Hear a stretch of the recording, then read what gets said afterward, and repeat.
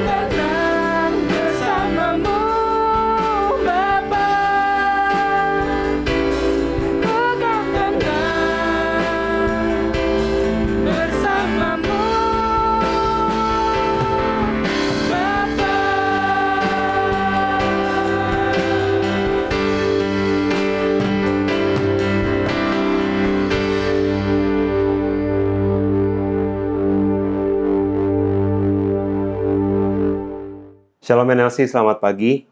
Kita memasuki bulan yang baru di bulan Maret hari ini, di minggu pertama. Sebelum kita menekan firman Tuhan, mari kita berdoa.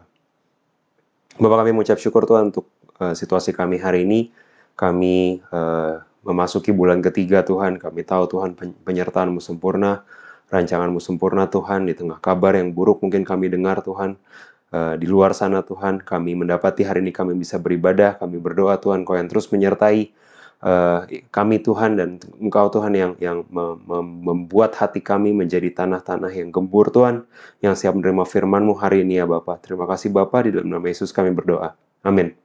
Oke, kita memasuki bulan Maret, bulan ketiga di tahun ini, dengan tema, kalau di bulan Januari kita belajar mengenai kesehatan rohani, di Februari kita belajar mengenai kesehatan jiwa atau kesehatan emosional, di bulan ketiga ini kita berbicara mengenai kesehatan fisik atau anything yang terkait dengan fisik. Nah, judul khotbah hari ini adalah di upkeep. Judul khotbah hari ini adalah di upkeep.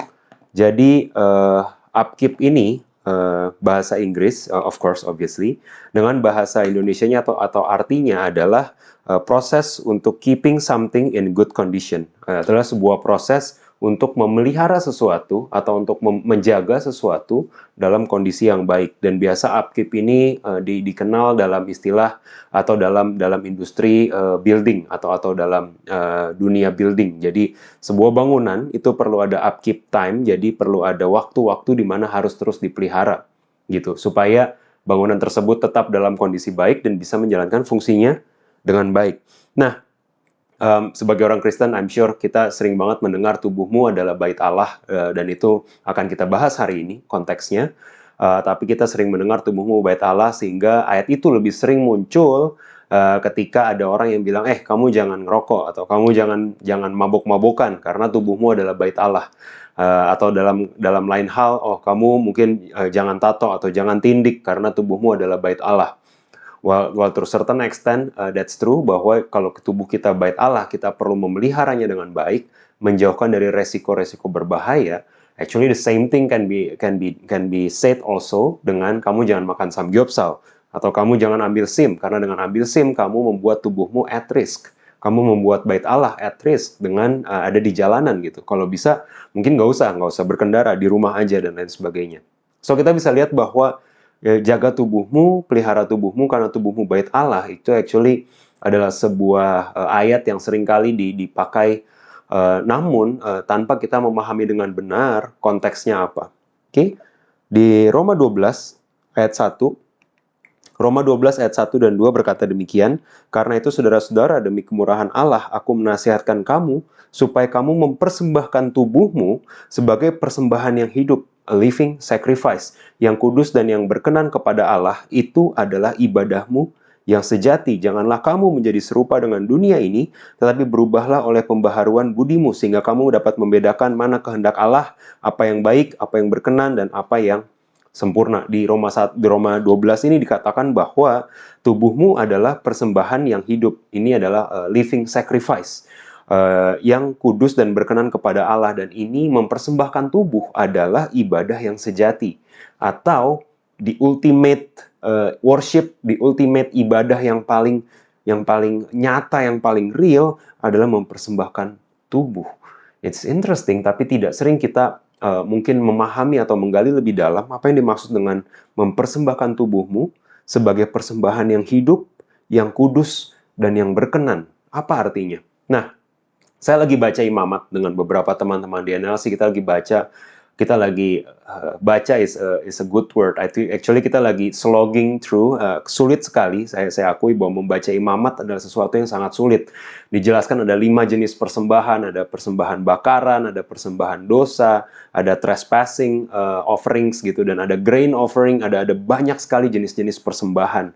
Dan ketika Paulus berkata di Roma bahwa persembahkan tubuhmu sebagai persembahan yang hidup, ada persembahan yang baru yang namanya a living sacrifice, yang dia tidak lagi menyebut, kamu orang Gentiles, kamu orang yang baru mengenal Tuhan, kamu nggak ngerti prinsipnya Yahudi, kamu perlu ada persembahan grain, kamu perlu ada persembahan burn offering, kamu perlu ada sin offering, perlu ada trespassing offering, enggak. Yang Paulus sampaikan kepada jemaat di Roma adalah persembahkan tubuhmu as a living sacrifice, seolah-olah mempersembahkan tubuh sebagai living sacrifice ini menggantikan 5 persembahan yang disebut berulang-ulang di kitab Imamat. Nah, ini yang kita pelajari lebih dalam di bulan ini. Apa maksudnya mempersembahkan tubuh? Apa maksudnya menjaga kesehatan tubuh? Dengan menjadi orang Kristen yang menjaga tubuh sebagai persembahan yang hidup. Oke? Misconception. Ada beberapa misconception atau kesalahpahaman ketika kita mendengar jaga tubuhmu gitu ya. Atau sebagian dari kita mendengar bahwa oh, tubuhmu adalah bait Allah dan itu harus dijaga, dan yang kita pikir ada 2. Jadi kita biasanya berpikir oh, jadi orang Kristen artinya kita engage atau terlibat secara emosional, secara intelektual, dan secara spiritual. Artinya jadi orang Kristen artinya iman kita bertumbuh, pendengaran kita akan firman Tuhan semakin baik, kita semakin sabar, semakin mengasihi, semakin lemah lembut, semakin murah hati, but that's it. Tapi misconception-nya adalah persembahkan tubuhmu lebih dari sekedar emosional, intelektual, dan spiritual. It's actually physical. Waktu Paulus bilang tubuh, it's your body, my body. Ini tubuh kita. Jadi bukan cuma orang Kristen, bukan cuma, oh saya sangkal diri dengan tidak lagi berdosa. Saya sangkal diri dengan beribadah. Saya sangkal diri dengan menyanyikan puji-pujian buat Tuhan. That's not the full length dari apa yang disebut dengan mempersembahkan tubuhmu. Karena bukan cuma berhenti di emosional, di intelektual kita memahami kenapa Tuhan mengasihi kita, kita memahami prinsip iman, kita memahami prinsip kasih, tidak berhenti di intelektual. Kita juga masuk ke, tidak berhenti juga di spiritual, artinya kita ditebus, kita menerima Tuhan, kita tahu ada Roh Kudus dalam diri kita, tidak berhenti di 3 itu, tapi juga di physical. So, mempersembahkan tubuh juga physical. Misconception kedua, oh, ada orang Kristen yang berpikir, oh, ada Christian body gitu ya. Karena melihat banyak sekali di luar sana, pastor modern yang mungkin badannya lebih bagus daripada atlet gitu ya, dan kemudian kita berpikir oh, sebagai badan lu nggak Kristen banget, orang Kristen tuh badannya nggak kayak gitu, orang Kristen tuh badannya harus lean, tidak ada fatnya, dan kemudian harus mirip sama atlet yang buat di pelatnas. Sebagai orang Kristen badannya harus terlihat sebagai orang-orang yang atletis kayak gods and goddesses yang ada di Greek gitu, right? Ini misconception yang kedua, karena mempersembahkan tubuhmu, menjaga tubuh sebagai bait Allah lebih dari sekedar jaga makan dan rajin berolahraga. Ada orang kita bisa jadi orang yang paling bagus badannya dan melabel diri kita sebagai Kristen, tapi kita masih gagal mempersembahkan tubuh seperti yang dimaksud Paulus di Roma 12. Okay? So it's more than just jaga makan, berolahraga, punya fat percentage paling kecil, atau punya badan paling atletis, dan ini yang disebut orang Kristen, ini yang disebut pastor ketika kamu sudah ototnya, atau ketika badan kamu sudah sebagus atlet dan lain sebagainya. So it's more than just that, lebih dari sekedar jaga makan dan rajin olahraga, dan bukan cuma keterlibatan emosional, intelektual, dan spiritual. Kita akan belajar banyak hari ini dari pasal utama yang akan kita baca dari 1 Korintus 6 ayat 12 sampai 20. You know this going to end ketika kita sampai ayat ke-20. 1 Korintus 6 ayat 12 berkata demikian. Segala sesuatu halal bagiku, tetapi bukan semuanya berguna. Segala sesuatu halal bagiku, tetapi aku tidak membiarkan diriku diperhamba oleh suatu apapun. Makanan adalah untuk perut, dan perut adalah untuk makanan, tetapi kedua-duanya akan dibinasakan Allah. Tetapi tubuh bukanlah untuk percabulan, melainkan untuk Tuhan, dan Tuhan untuk tubuh. Wow.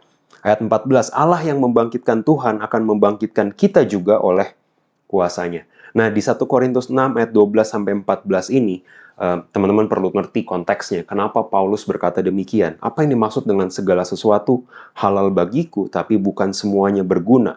Segala sesuatu halal bagiku, tapi aku tidak membiarkan diriku diperhamba oleh suatu apapun. Nah, jemaat di Korintus ini, di masa tersebut mereka terpecah karena it's a Greco-Roman world. Ini adalah dunia, ini adalah masa-masa di mana ada influence dari Greek, tapi juga of course dari Corinthians, dan ada influence dari Roma atau yang menjajah mereka, Romawi.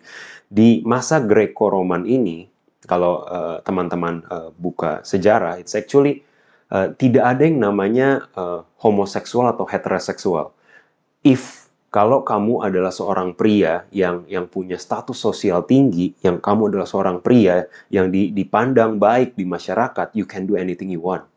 Kamu bisa ambil istri, kamu bisa kapanpun sexual intercourse dengan istrimu, kamu bisa kapanpun sexual intercourse dengan budakmu, baik yang perempuan maupun yang pria, untuk menunjukkan statusmu yang lebih tinggi.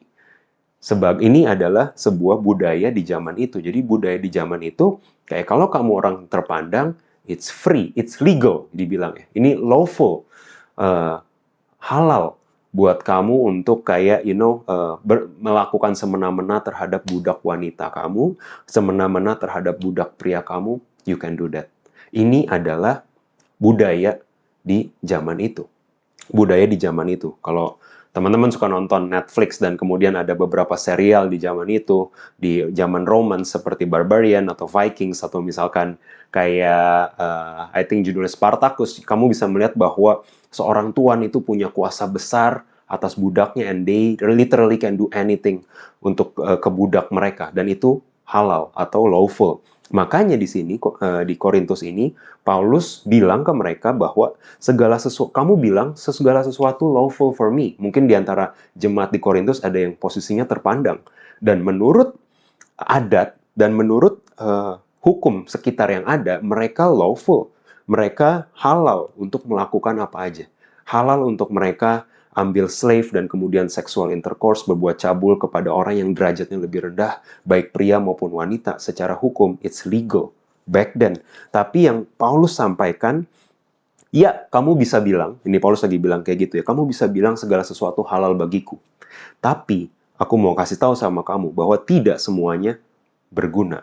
Kamu bisa bilang segala sesuatu halal bagiku, tetapi aku tidak membiarkan diriku diperhamba oleh suatu apapun. So Paulus lagi bilang di sini bahwa hanya karena segala sesuatu halal bagi kamu, bukan berarti itu tidak akan menyakiti lingkungan kamu, bukan berarti itu tidak menyakiti orang-orang di sekitar kamu. Kita masih bicara konteks apa yang ada di balik 1 Korintus 6. Dan di sini dibilang bahwa jemaat di Korintus ada di situasi di mana segala sesuatu sepertinya legal buat mereka, sepertinya tidak dosa. Kalaupun dibawa ke pengadilan mereka akan menang, karena secara legal mereka boleh melakukannya. Tapi Paulus bilang, meskipun itu halal bagi kamu, bukan berarti itu berguna. Dan meskipun itu halal, kamu jangan sampai diperhamba oleh suatu apapun. Kemudian ayat 13 dia bilang kayak gini, makanan adalah untuk perut dan perut untuk makanan. Ini kata orang-orang di zaman itu. Hey, di zaman itu kalau kamu baca historical account, orang yang terpandang itu, how do they spend their times? Of course, mereka nggak ada lagi perang. Mereka udah, mereka bukan di situasi perang. Ini bukan kota perang. Ini adalah kota dagang dan kota yang maju. So how do they spend their times? How do they spend their leisure times? Cara mereka bersenang-senang adalah dengan pesta dan dengan prostitusi. Itu sebabnya mereka ini punya mental yang bilang bahwa makanan untuk perut dan perut untuk makanan.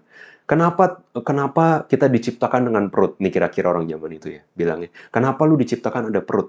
Ya supaya buat feasting, buat makan. Dan lebih jauh, kenapa kamu punya alat kemaluan? Yaitu untuk sexual intercourse. So, setiap kita ini dibuat dengan apa adanya, dengan seperti ini, untuk memenuhi apa yang dibutuhkan. Kalau perut butuh makan, maka kita makan yang kita mau. Kalau kita dibuat dengan alat kemaluan, maka kita akan sexual intercourse semau yang kita pengen. Ini adalah, budaya di zaman itu. You need to understand this. Kenapa? Ayat 12 kayak Paulus bicara soal segala sesuatu halal, ayat 13 tahu-tahu dia bicara makanan. Kalau kamu lihat ayat-ayat berikutnya tiba-tiba dia ngomong percabulan karena dia lagi address this particular culture, this particular legal atau budaya yang ada di masa itu. Tetapi tubuh bukan untuk percabulan melainkan untuk Tuhan dan Tuhan untuk tubuh. Ini yang dibilang sama Paulus bahwa your body is for Christ and Christ is for your body. Jadi bukan cuma, yang penting secara spiritual saya sudah terima Roh Kudus, saya sudah ada Roh Kudus, maka tubuh saya mau ngapain pun, saya sudah diampuni. Bukankah itu yang seringkali kita kejebak hari-hari ini? pikiran saya kemana-mana pun, tindakan saya kemana-mana pun, roh saya adalah roh Allah dan saya sudah diselamatkan. That is exactly yang diaddress sama Paulus secara keras. Waktu dia bilang bahwa tubuh bukan untuk percabulan, dan untuk Tuhan, dan Tuhan untuk tubuh. Oke?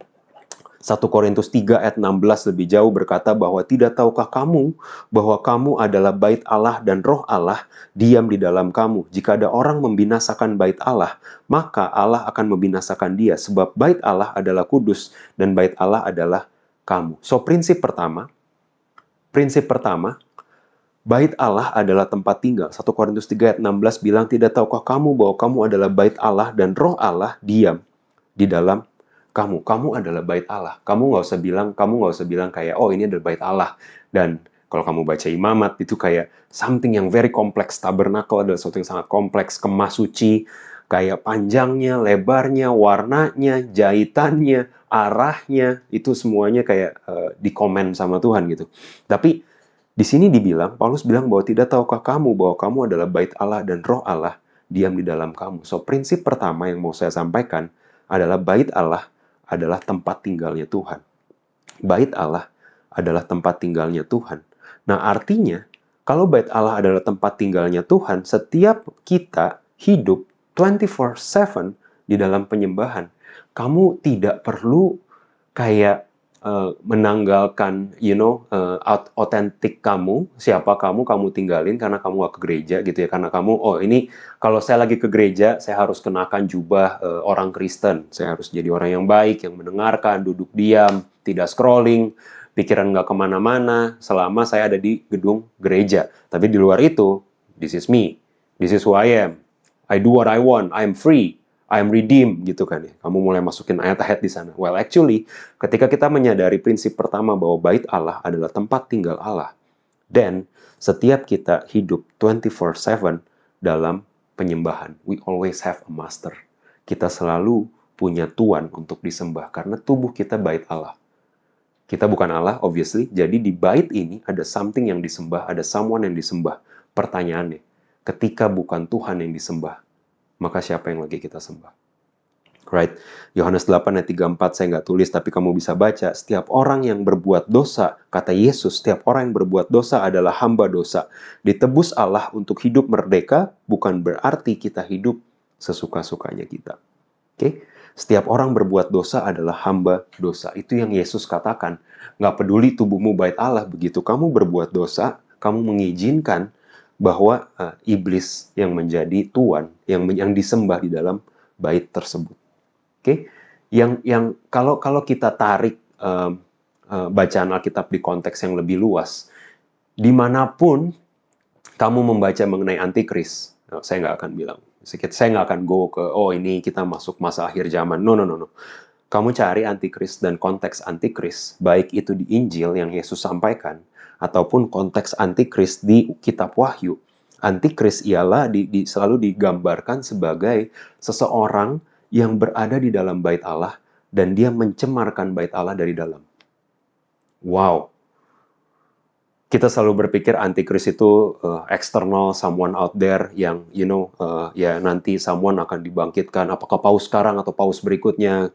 We go into that rabbit hole of, ada banyak kamu cari di YouTube, pendeta-pendeta yang mungkin bicara, siapa antikris berikutnya? Apakah dia dibalik vaksin dan lain sebagainya, Set aside of all of that. Di Alkitab ditulis, antikris nantinya adalah seseorang yang datang, dia masuk ke bait Allah dan dia mencemarkan dari dalam. Interesting. Karena di sini dibilang bahwa tubuh kita, 1 Korintus 3 ayat 16 bilang bahwa tubuh kita adalah bait Allah. Ketika kita mencemarkan tubuh kita yang sebenarnya bait Allah, bukankah kita sedang bertindak seperti antikris? Ketika mengetahui bahwa tubuh kita bait Allah, tapi kita mencemarkannya, ada banyak cara mencemarkan, dengan perkataan kita, dengan tindakan kita, dengan apa yang kita izinkan masuk ke dalam, dengan apa yang kita izinkan tinggal di pikiran kita. And there's many ways untuk kita mencemarkan bait Allah. Bukankah ketika kita mencemarkan bait Allah, actually kita lagi mirip sama apa yang disebut dengan antikris. So kita perlu pahami, hidup kita 24/7 kita dalam worship. Dan kita sedang menyembah something, dan kalau nggak menyembah Tuhan, kita menyembah something else. Lanjut. 1 Korintus 6 ayat 15, tidak tahukah kamu bahwa tubuhmu adalah anggota Kristus, your body. Bukan anggota gerejamu. Paulus nggak lagi bilang anggota gereja. Tubuhmu adalah anggota Kristus. Akan kau ambilkah anggota Kristus untuk menyerahkannya kepada percabulan? Sekali-kali tidak. Atau tidak tahukah kamu bahwa siapa yang mengingatkan dirinya pada perempuan cabul menjadi satu tubuh dengan dia? Sebab demikianlah kata Nas, keduanya akan menjadi satu daging. Kejadian. Right? 6 ayat 17. Tetapi siapa yang mengingatkan dirinya kepada Tuhan menjadi satu roh dengan Tuhan. Tidak tahukah kamu bahwa tubuhmu adalah anggota Kristus? Kamu perlu paham konteks yang disampaikan Paulus di sini. Bahwa di zaman itu, di contextually, di jemaat Korintus, di masa Paulus, ada dua jenis prostitusi yang muncul di sekitar bait Allah. Yang ke satu, sacred prostitution. Dan ini terjadi ketika di bawah pengakuan seorang imam, maka a stranger dengan stranger lain bisa sexual intercourse di bait Allah. Itu seolah-olah mereka melakukannya untuk Allah dan keturunannya keturunan yang di-approve oleh Allah. Ini sudah tidak banyak, bahkan di zaman Paulus sudah tidak banyak. Tapi selain sacred prostitution, ada prostitusi kedua yang namanya temple prostitution. So temple, I would say temple ini adalah di masa itu temple, kalau kamu tahu, adalah tempat hangout-nya orang-orang yang punya status yang baik di masyarakat, right? Dan mereka feasting tadi ya, mereka feasting, drinking, dan mereka kadang-kadang selalu diakhiri dengan sesi kedua, yaitu prostitusi. Dan ini yang terjadi di masa itu. Maka orang-orang yang terpandang, mereka nggak bisa lari bahwa mereka tinggal di sekitar temple setelah selesai dari memberikan persembahan. Mungkin mereka kumpul-kumpul, makan sama-sama, mabuk sama-sama, dan prostitusi. Dan ini yang umum terjadi di masa Greco-Roman. Jadi sexual immorality ini umum terjadi. Makanya ketika Paulus menyampaikan ini, dia bilang, "Hei, tidak tahukah kamu bahwa kamu sebagai orang percaya tubuhmu sudah anggota Kristus? Dan meskipun legal buat kamu bercabul di sekitar bait Allah, tidak tahukah ketika kamu melakukan percabulan, kamu itu sudah satu daging dengan perempuan cabul tersebut. Dan ketika kamu satu daging dengan perempuan cabul tersebut, kamu juga mencemarkan Allah." Saya ulang. Ketika kita jadi orang percaya, kita ditulis bahwa kita menjadi satu roh dengan Tuhan. Betul? Apa yang roh Tuhan rasakan, kita rasakan. Interestingly, apa yang kita lakukan terhadap roh kita, roh Tuhan pun rasakan. Makanya Tuhan, now it gives you light ketika Tuhan bilang bahwa siapa yang mendukakan roh tidak ada pengampunan. Itu karena roh kita dan roh Tuhan sudah dipersatukan. It's not me, it's 1 Korintus 6 ayat 17. Mengikatkan diri kepada Tuhan sudah satu roh dengan Tuhan. Bisa imagine ketika setiap orang percaya di jemaat Korintus sudah satu roh dengan Tuhan, tapi mereka bercabul ria, maka yang terjadi adalah mereka satu daging dengan wanita-wanita cabul yang tidak mengenal Tuhan. Dan yang terjadi adalah mereka yang sudah satu roh sama Tuhan, sekarang Tuhan jadi ikut cemar karena mereka bertindak cabul. Hopefully you got this. Karena ketika mereka mencemarkan diri mereka dengan percabulan, bukan cuma diri mereka yang tercemar, karena roh mereka sudah satu roh dengan Tuhan, Tuhan pun dicemarkan oleh mereka. Interesting. This gives me a new light ketika melihat bahwa ketika kita berdosa, kamu pernah dengar, when you sin, kamu nggak sin to yourself, you sin against God. What does that mean? Gue dosa gue, nggak ada yang tahu lagi kan, ya cuma gue gitu kan. We think, or so we think. But when we understand ayat 17 yang bilang mengikatkan diri, kamu dan saya yang sudah mengikatkan diri pada Tuhan, sudah satu roh dengan Tuhan. Setiap kali kita mencemarkan diri, kita juga mencemarkan Tuhan. Ouch, and that sounds very serious, right? Oh, this is why Daud bilang, kepadamulah aku berdosa waktu dia berzinah dengan Batsheba, karena dia tahu ketika dia satu daging dengan tidak semestinya dengan Batsheba, dia mencemarkan juga roh Allah yang sudah jadi satu dengan dia. So every time we sin, kita nggak cuma sin against ourselves, we sin against God. Karena prinsip yang kedua, bait Allah adalah tempat kita dipersatukan dengan Allah. Ini adalah tempat, tempat intimasi kita dengan Tuhan di mana? Di gereja. di NLC. Oh, udah nggak intim lagi dong karena udah 2 tahun nggak ke gereja. No, it's not that. Not your komsel, bukan gereja kamu, bukan ruangan doa kamu. Tubuhmu adalah tempat kita dipersatukan dengan Allah. So, any sin, terutama dosa percabulan yang kita lakukan dengan tubuh, dibilang oleh Paulus, maka kita juga mencemarkan Tuhan. So, apa yang terjadi dengan roh Allah mempengaruhi kita, seperti juga apa yang terjadi dengan roh kita mempengaruhi Tuhan. So it's two ways. Saya banyak terlibat di bimbingan pranikah, dan salah satu konsep yang saya bawa dan saya bagikan terus diri saya sendiri yang masih belajar dan juga pada teman-teman adalah when you get to marriage, you become one team. There's no more ini gua kemarin keeping score, gua 1-0, kemarin gua dibohongin sama lu, besok gua akan balas supaya 1 sama. No, there's no more keeping score. When you get into marriage, kamu jadi on the same team.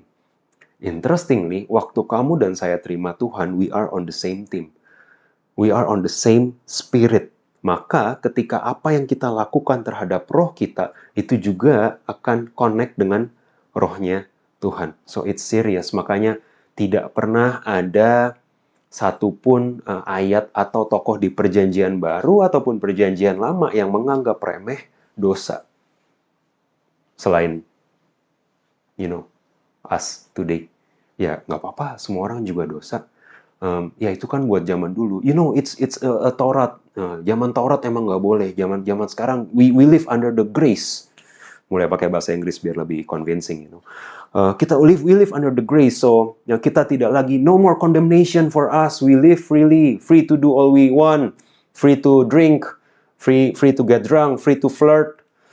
Dan kita berpikir bahwa apa yang kita lakukan tidak mempengaruhi Tuhan. While actually, apa yang terjadi dengan roh kita, bagaimana kita memperlakukan tubuh kita, mempengaruhi Tuhan. Hope you get this. Lanjut. Yang berikutnya 1 Korintus 6 ayat 18 sampai 20 berkata demikian. Jauhkan dirimu dari percabulan. Setiap dosa lain yang dilakukan manusia terjadi di luar dirinya, tetapi orang yang melakukan percabulan berdosa terhadap dirinya sendiri.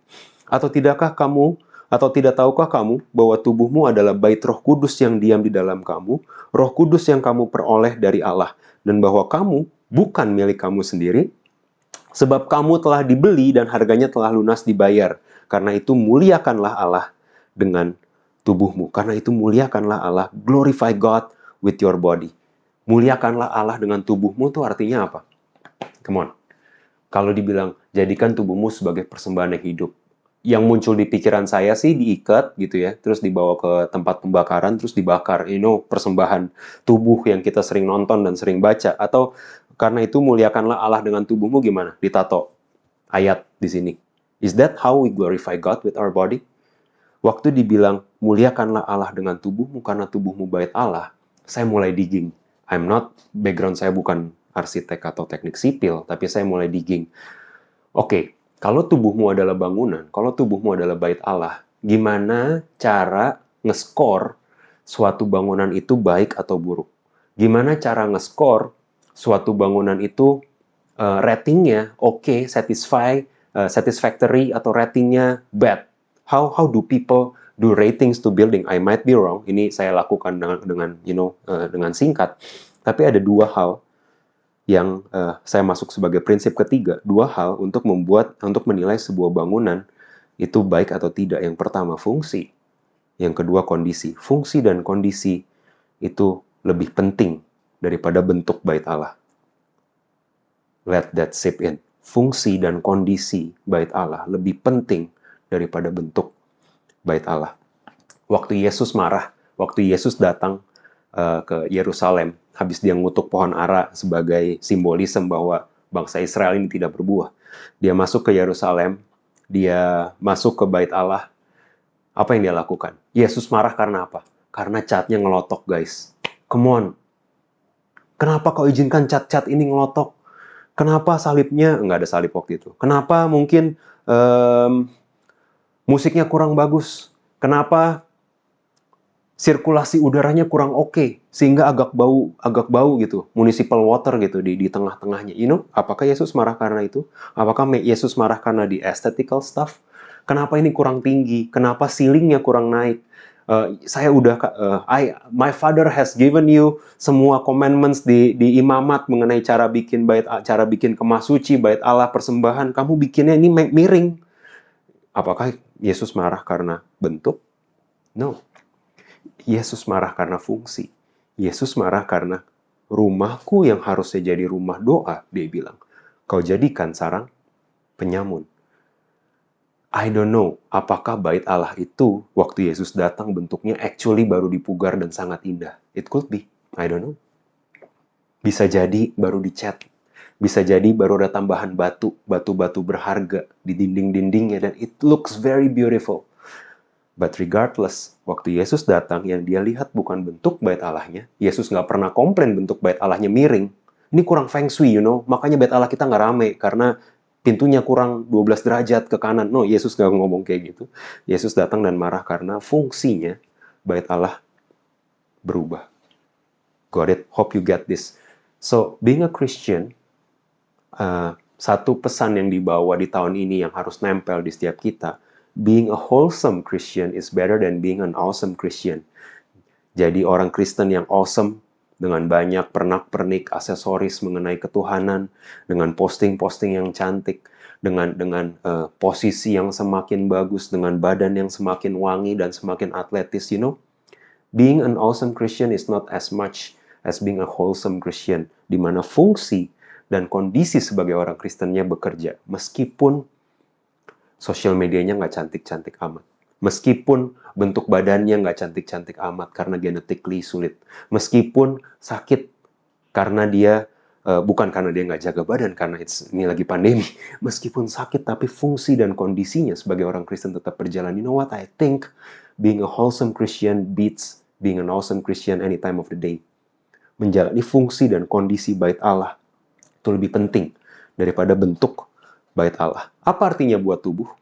Artinya buat tubuh ketika saya baca functional rating, jadi ada 2 rating, saya lihat Wisconsin Education mengenai building ratings, ada 2 yang utama. Satu functional rating, evaluasi bangunan terhadap peruntukan utama, terhadap space-nya. It's interesting, I never thought about it that way, karena functionalnya dulu yang penting. Jadi jangan bilang bahwa bangunan ini adalah bangunan tempat tinggal, tapi nggak ada, tahu jokes-nya? Oh, ini ada kos murah, kamar mandi dalam, terus ruang tamu dalam, kitchen dalam, kamar tidur di luar gitu, That's the old joke, tapi kayak functionalnya kamar kos adalah buat tidur.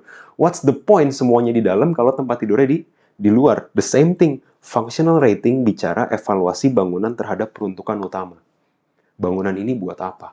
Lebih dari berapa tinggi ceilingnya, pilarnya ada berapa, warnanya, tone-nya bagus apa tidak. I've seen some great churches in some places, tapi udah functionnya ada beberapa yang udah jadi Apple Store. So, I mean, okay, aesthetically good, but functionality, apakah masih bawa orang ke Tuhan? On the other hands, I've been in some places di mana tempat komselnya adalah rumah kayu yang kayak kalau lagi hujan juga berisik, dan beberapa tempat mulai becek di dalam ruangan karena dindingnya kayu, literally kayu. But when we talk about functionality dari temple, mana yang functionality-nya lebih jalan? So same thing kalau kita bawa ke tubuh, evaluasi terhadap peruntukan utama. You know what? Peruntukan utama kamu dan saya beda. So don't be very kayak I'm sorry, but mendewakan, Christian body dengan badan yang sangat atletis dan lain sebagainya. Don't get me wrong, we will get there, but don't make that an idolatry out of yourself. Kayak saya tidak berharga kalau saya tidak, selin dan berotot si Cristiano Ronaldo, because functionally, guess what? Functionally, Ronaldo needs that body. Dia perlu jam 3 meter. Dia perlu lari lebih cepat daripada back di Premier League. That's why, based on functionality, he does the best in reaching that. Pertanyaannya, what's the function yang Tuhan inginkan kamu dan saya untuk hidupi? Kalau Tuhan mau kamu berfungsi di gereja, bukankah mabuk di malam minggu hindering you from achieving that functions? Kalau Tuhan mau kamu berfungsi di komsel, bukankah ngoyo kerja sampai capek dan bikin kamu nggak bisa dengar orang, actually hindering you from being a functional Christian? Right? Bukankah uh, makan sembarangan yang membuat kamu harusnya punya fungsi sebagai kakek, kamu nggak lagi bisa berfungsi sebagai kakek? Karena kamu selalu nggak pernah jaga makan, nggak pernah olahraga. You know, it's functionality. Ada panggilan Tuhan di setiap season hidup kita. Ada panggilan Tuhan di season depan, di season 20 tahun, Merik 20 tahun dari sekarang, 30 tahun dari sekarang, itu ada season Tuhan dan ada function yang diperlukan dari this temple. If nggak dijaga dengan baik, can I do that function? Nah, functional rating, evaluasi terhadap peruntukan utama. Yang kedua, conditional rating, karakteristik fisik dan kondisi bangunan. Jadi kondisi bangunan juga banyak retaknya nggak, ini anti gempa atau enggak. This is one thing yang di-rate untuk menilai sebuah bangunan itu baik atau tidak, sebuah bait, atau kalau kita bilang sebuah tubuh, sebuah bait Allah baik atau tidak, karakteristik fisik dan kondisi. If you see yourself, hari ini mungkin kamu belum berasa, sebagian besar yang dengar mungkin belum berasa, I can do whatever I want gitu ya. At certain point in your life, kamu mulai ngerasa kayak salah tidur aja, tahu-tahu bangun-bangun sakit, tangan nggak bisa digerakin gitu, karena kegencet waktu tidur. It happens. It will happen to you. It will happen to you. Sekilas info, it will happen to everyone. Atau misalkan karakteristik dan kondisi tidak baik. Waktu tahun lalu Januari saya beli suatu timbangan yang bisa nge-scale umur karena metabolisme dan lain sebagainya. Oh, wow, saya berumur 40 sekian tahun menurut timbangan tersebut. Karena sisi conditional rating dari this temple is not that good. Conditional ratingnya tidak baik. Kapan terakhir kali kita, ngecek dan this is something that I really want to do. Kapan terakhir kali kamu ngecek kondisi tubuh kamu sekarang? Apakah it's in a good condition or in a bad condition? Is there something that you need to do atau need to introduce to your habit today? Atau tidak? Berapa banyak jam tidur kamu hari-hari ini? So this conditional rating is very, very important. I try my best untuk close the gap dari usia yang asli sama usia yang 40 sekian tahun.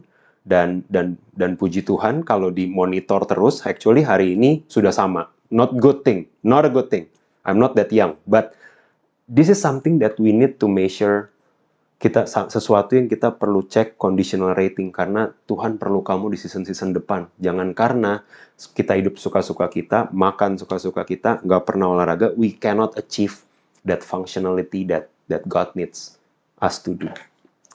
Nah, 1 Timotius 4 secara interesting bilang kayak gini, latihan badani terbatas gunanya, tetapi ibadah itu berguna dalam segala hal karena mengandung janji baik untuk hidup ini maupun untuk hidup yang akan datang. So di 1 Timotius 4 ayat 8 ini actually lagi ketika saya ulang, dia lagi address both latihan badani. Dia tidak bilang tidak berguna, dia bilang terbatas gunanya. So make your conditioning your body untuk bisa bertahan sampai season yang Tuhan mau, itu ada gunanya.